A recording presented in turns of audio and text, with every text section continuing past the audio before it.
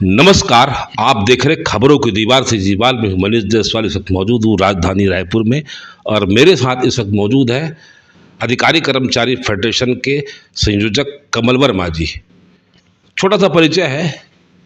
पूर्व सरकार के कार्यकाल के दौरान अधिकारी कर्मचारी फेडरेशन ने डी और एचआरए को लेकर एक बड़ा मुद्दा बनाया था और छत्तीसगढ़ के इतिहास में संभवतः ऐसा पहला मामला था कि इस आंदोलन के चलते अधिकांश से अधिकांश कार्यालयों में ताले लग गए थे।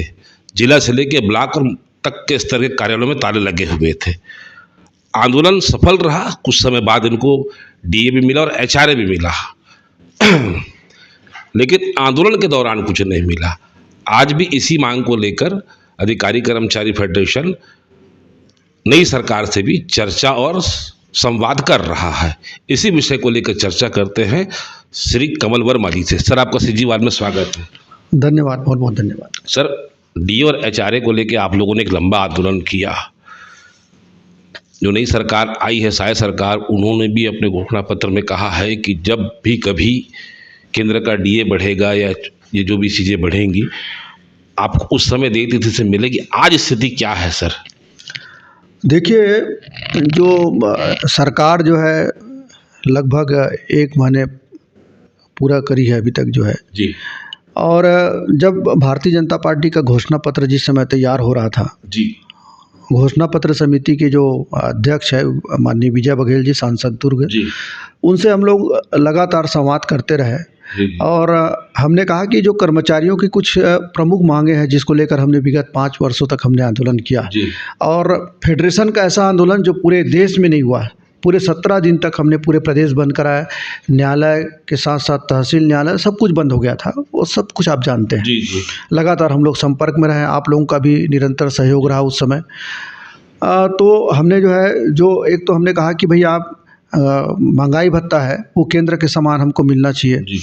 और जो एरियर्स है 2017 से उसको जो है जीपीएफ खाते में उसको समायोजित किया जाए। ऐसे जो मांगे हैं उनको लेकर हमने उनसे हमने विजय बघेल जी से मिले थे और विजय बघेल जी ने जो घोषणा पत्र जो बनाया उसमें इन मुद्दों को शामिल किया।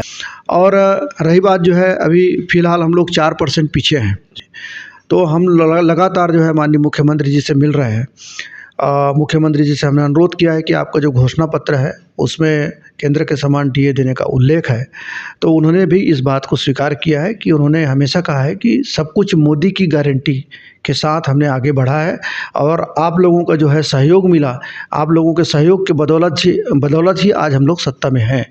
तो उनका कहना था कि आप लोगों की जो समस्याओं का जो समाधान हम करेंगे, थोड़ा इंतज़ार करिए। हम लोग इंतज़ार कर रहे हैं। अभी माननीय बृजमोहन अग्रवाल जी से मिला था। जो कर्मचारियों के जो मुद्दे हैं, घोषणा पत्र है उसके संबंध में मैंने फेडरेशन की तरफ से ज्ञापन दिया उनको और महंगाई भत्ता के बारे में भी उन्हें याद दिलाया है। चूँकि वो बहुत ही वरिष्ठ मंत्री हैं और शासन प्रशासन को बहुत अच्छे से समझते हैं। तो उन्होंने बहुत गंभीरता से हमारी बातों को उन्होंने लिया है। सर, मिलेगा कब? लेकिन बात तो वही है कि अब जैसे चुनाव आचार संहिता के बीच में पूर्व की कांग्रेस सरकार ने कह दिया था कि दे दिया जाए करके, चुनाव आयोग को पत्र लिख गया, फिर फाइलें चली, फिर अटक कहाँ गया? देखिए, हम फेडरेशन जो है का काम है निरंतर प्रयास करना। जी। जो 4% जो महंगाई भत्ता है उस समय इलेक्शन चल रहा था विधानसभा का।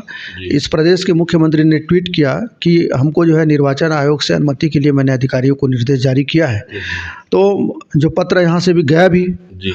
और हमने जो है दिल्ली से हमने प्रयास किया, भारत निर्वाचन आयोग से मैंने व्यक्तिगत पहल कराया वहाँ से अपने स्रोत के माध्यम से और वहाँ से अनुमति जो है सरकार को पास में पहुँच भी गई थी।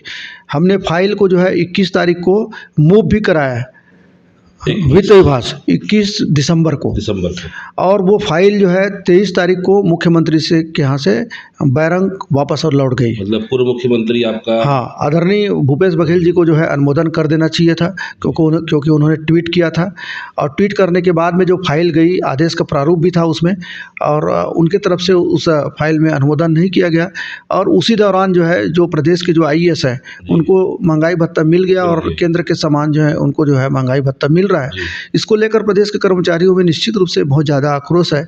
और ये आपके चैनल के माध्यम से इस प्रदेश के आईएएस अधिकारियों से मैं अनुरोध करूँगा, क्योंकि जो योजनाएँ बनाने वाले हैं, योजनाओं को क्रियान्वयन कराने वाले हैं, धरातल तक ले जाने वाले लोग हैं, वो सिर्फ प्रदेश के कर्मचारी अधिकारी हैं।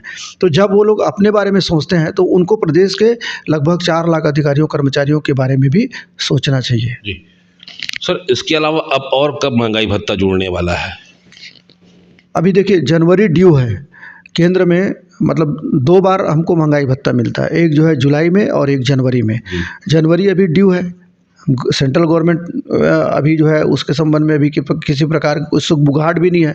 अब मुझे लगता है कि ये लोकसभा चुनाव के पहले एक और डीए जो है डिक्लेयर हो जाएगा केंद्र से, तो निश्चित रूप से हम लोग थोड़ा पीछे हो जाएंगे।